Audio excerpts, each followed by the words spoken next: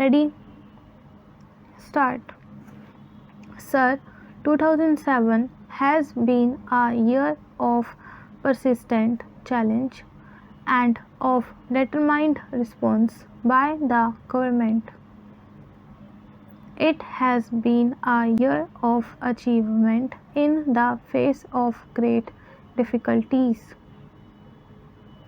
Some difficulties were caused by disruptive forces within the country, some difficulties by disruptive forces inspired from abroad, and some difficulties were caused by the weather. When in 1966 to 67 Indiraji launched the Green Revolution, she too was faced with similar difficulties, weather difficulties. It was her farsightedness that has given our economy the strength and resilience with which it has met the present crisis, with which we have been able to meet the present crisis entirely through our efforts and our endeavor.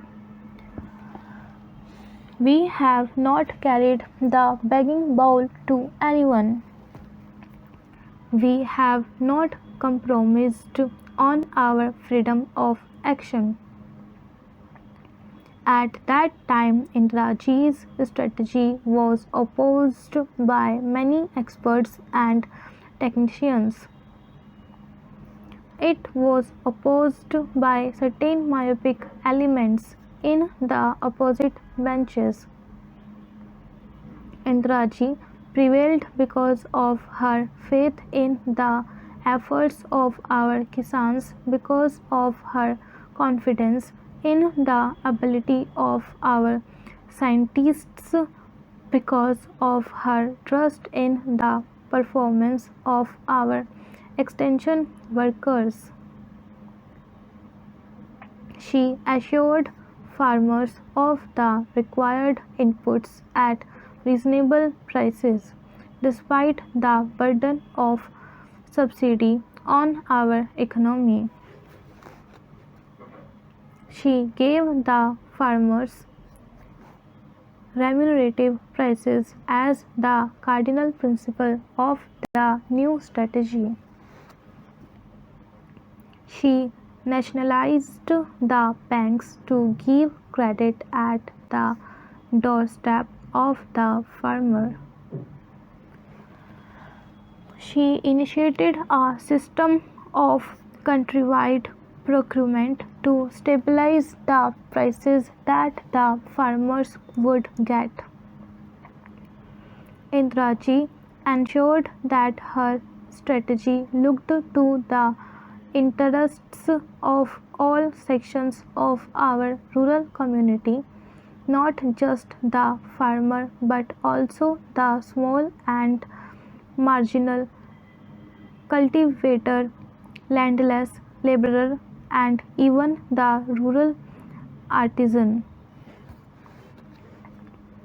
We doubled our output in 2 decades because of her integrated vision of rural India, her sympathy and understanding for each segment of our rural society, because of her assiduous attention to inputs, to costs, and to subsidies. Today, after 4 years of bad monsoon, 2 years of poor rains, followed by 2 years of severe drought, we can hold our heads high and look to the future with confidence, because Indiraji laid the foundations which were sure, sound, and secure. Our drive to maximize the Rabi output is meeting with increasing success. We hope to limit the shortfall to 10%, but the problem is not entirely over. During this past year, we have done much to mitigate the distress of drought. Relief programs have been handled efficiently by and large by all the states. The ceiling of assistance has been put at the high level of rupees 1400 crore, with almost half of it earmarked for Gujarat and Rajasthan, as they were the most severely hit. Surcharges on taxes have been used so that the burden does not fall on the poor, and only the rich have borne this burden. Using food grain buffer stocks, we have launched programs to generate employment, to build assets, to cushion against future droughts. Through worthwhile relief schemes, we have ensured that expenditure on relief became expenditure on development. We have rushed further from areas of surplus to areas of scarcity. Special schemes for drinking water have been implemented, and we have taken up special programs for boosting the demand for the output of the village artisans and the handloom weavers. This is especially important because these are sections who normally get left out, and they face very severe consequences of the side effects of a drought. Genesis of the Green Revolution was the scientific breakthrough which brought in new hybrid seeds. It was also a complete package of inputs to the irrigated land, leading to self-sufficiency in food grains.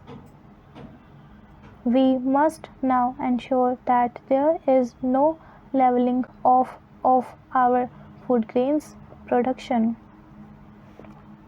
The scientific community must be galvanized into providing answers to the next phase of the Green Revolution, of taking it to new areas, expanding it to new crops, and making it resilient to the vagaries of the weather.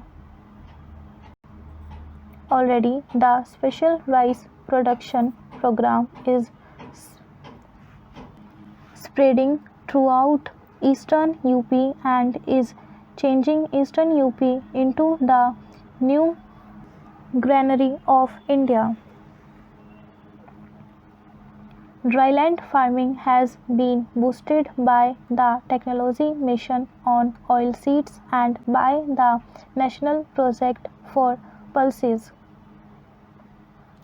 The primary cause for our not surpassing the 2003-4 record food grains crop has been the weather, and it would therefore be reasonable to hope for a better monsoon this year. Our objective must remain to regain the momentum of the 10th plan in the 11th plan. We will give a new thrust and a new impetus to agriculture.